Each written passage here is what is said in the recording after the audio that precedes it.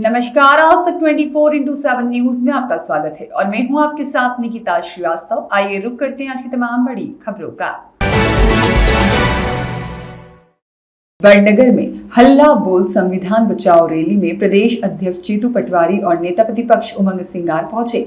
पूर्व विधायक मुरली मोरवाल ने किया जोरदार स्वागत। कांग्रेस नेता प्रेमचंद्र ने भी किया नेता प्रतिपक्ष उमंग सिंगार का स्वागत और साथ ही वडनगर में कांग्रेस के पूर्व विधायक मुरली मोरवाल के तत्वावधान में संविधान बचाओ रैली का आयोजन हुआ, जिसमें मध्य प्रदेश कांग्रेस अध्यक्ष जीतू पटवारी और नेता प्रतिपक्ष उमंग सिंगार और उज्जैन जिले के कांग्रेस विधायक सहित पूर्व विधायक की मौजूदगी में यह कार्यक्रम संपन्न हुआ। कार्यक्रम का संचालन पूर्व विधायक मुरली मोरवाल द्वारा किया गया।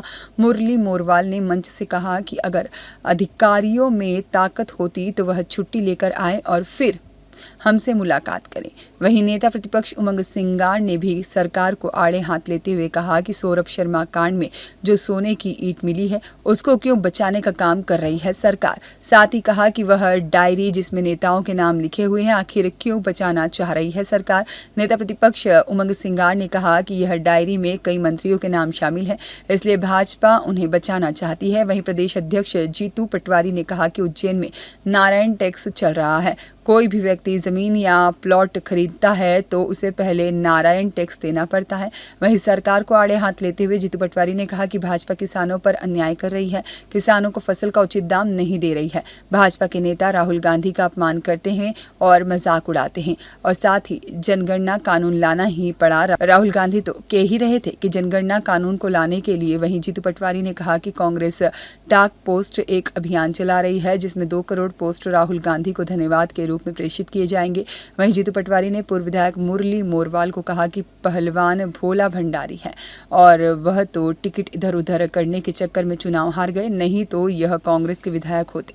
जीतू पटवारी ने प्रशासन को चेतावनी देते हुए कहा कि अगर किसी कांग्रेस कार्यकर्ताओं को प्रशासन द्वारा परेशान किया गया, रिपोर्ट की गई तो अगली बार पूरे मध्य प्रदेश के कांग्रेस विधायक थाने पर बैठकर घेराव करेंगे, वही भोजन करेंगे। और इसी के साथ नेता प्रतिपक्ष उमंग सिंगार का कांग्रेस नेता प्रेमचंद्र त्रिवेदी के द्वारा जोरदार स्वागत किया गया। अरे चुप बैठेगी क्या? मैं आप सबसे आग्रह करता हूं, वडनगर के वासियों, विधानसभा के परिवारजनों, उज्जैन के महाकाल की धरती के निवासियों, कि सिर्फ हमारे साथ यात्रा नहीं हो रही। ये टैक्स उज्जैन की जनता पे नहीं लग रहा। ये पत्रकार बैठे ना, ये रोज पीटे जाते हैं। उज्जैन के पत्रकार जेल में थे, एक बुरहानपुर का पत्रकार जेल में है, भोपाल में एक पत्रकार को दौड़ा के मारा, कल एसपी ने भिंड में कई पत्रकारों को चप्पल से मारा। अगर आज हमारा नंबर है, मुरली मोरवाल का नंबर है, इस जनता का रोज नंबर है, तो फिर पत्रकार भी नहीं बच पा रहा है। याद रखो, एक दिन सबका नंबर आने वाला है। इस अन्याय के खिलाफ खड़े नहीं हुए, एक दिन सबका नंबर आने वाला है। अगर आपने इस विपक्ष की आवाज को ताकत नहीं दी, मैं वडनगर की इस पवित्र जगह से पूरे मध्य प्रदेश के पत्रकारों को आगाह करना चाहता हूं, मीडिया के साथियों को आगाह करना चाहता हूं कि बिना विपक्ष पत्रकार की ताकत नहीं है और बिना पत्रकार विपक्ष की ताकत नहीं है। मैं आशा करता हूं आप लड़ाई लड़ो, हम लड़ाई लड़े, एक दूसरे का साथ दो। उद्देश्य क्या है? उद्देश्य है जनता की सेवा, सरकार के अहंकार चरणों में लेके आना और जनता की सेवा करवाना। अरे 3 साल 3.5 साल हमारी सरकार नहीं बन सकती, कोई चुनाव नहीं हो सकते। 3 साल में चुनाव होंगे तब सरकार और चुनाव की बात होगी। पर आज है जनता की लड़ाई, जनता के हित, जनता के अधिकारों की लड़ाई। इसमें पत्रकार और विपक्ष क्यों नहीं हो सकते? क्या कारण है कि मीडिया संस्थान तो विज्ञापन लेते हैं तो उनको तो जनता सरकार की डपली बजानी पड़ती है, पर पत्रकार साथी तो सच्चाई से मार तो नहीं खाएगा, जेल तो नहीं जाएगा, वो तो विपक्ष के साथ रहेगा। अखबार बड़े होते हैं, संस्थान बड़ा होता है, पर पत्रकार होता है यूट्यूबर, पत्रकार होता है मोबाइल वाला, पत्रकार होता है छोटी छोटी अपनी बात कहने वाला। हर इंसान पत्रकार बन सकता है। ये संविधान ने हम सबको ताकत दी है। अपनी बात मोबाइल पे कहो, अत्याचार बताओ, अन्याय लिखो और इस सरकार को मजबूर करो। ये मैं आप सबसे आग्रह करना चाहता हूँ साथी। यहाँ पे दलाली कर रहे हैं। हम लोगों ने किसानों की बात के लिए और मुख्यमंत्री का पुतला दहन के लिए हम लोग कर रहे थे। उसके पहले यहाँ के अधिकारी आए और सभी लोगों को हाथापाई करी, धक्का मुक्की करी और एक पेपर लगा के जेल पर पहुंचा दिया। तो मेरा आप लोगों से निवेदन है, हम लोग लिख के दे रहे हैं, बोल रहे हैं कि अवैध काम बटाकर तहसील के अंदर चल रहे हैं, खुलेआम चल रहे हैं, पकड़ते हैं और हाथों हाथ जमानत हो जाती है। क्या है? तो मेरा आप लोगों से निवेदन है कि ऐसे भ्रष्ट अधिकारी जो हमारे भटनगर के अंदर खुलेआम दलाली करते, थाने पे दलाली हो रही, हर ऑफिस के अंदर दलाली हो रही।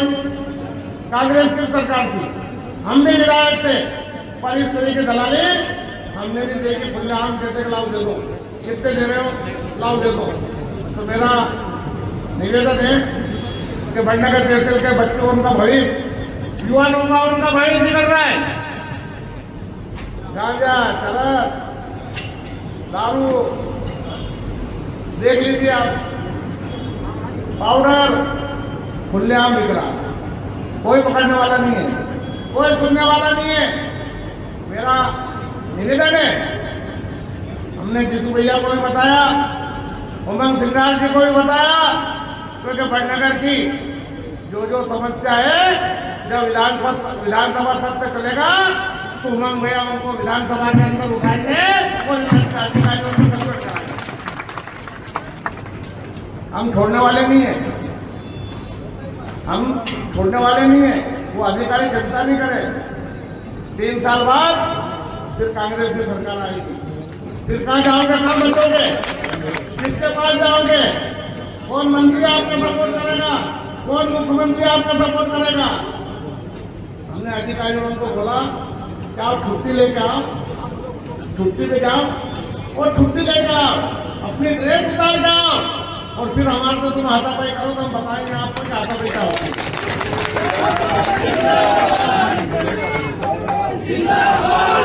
ड्रेस पहनने के बाद को ताली बजाने वाले भी मदद बन जाते हैं, हम देखेंगे। तो मेरा आप लोगों से निवेदन है, डरने की जरूरत नहीं है। जीतू भैया, उमंग भैया, मुरली मोरवाल, पूरी कांग्रेस पार्टी आपके साथ है।